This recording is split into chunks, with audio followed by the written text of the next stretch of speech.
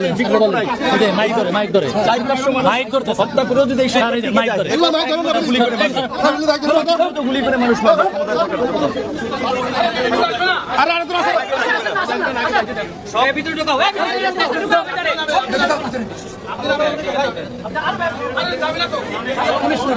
police আবেদন দুজন